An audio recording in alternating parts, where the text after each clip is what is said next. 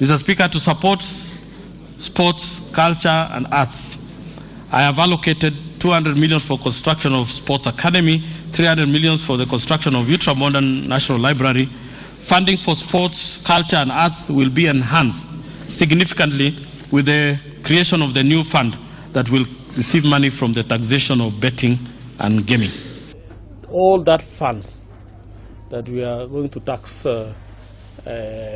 betting and gaming will be used. We will put it in a fund. We have already created that fund. The cabinet approved in last 2 weeks.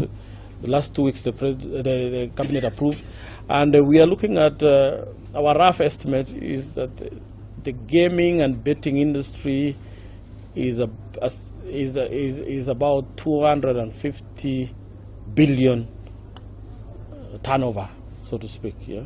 So our 20% taxation there, assuming that that we will get that, we are roughly looking at something to the tune of about 40 billion to that fund. That fund is going to fund sports, arts and culture.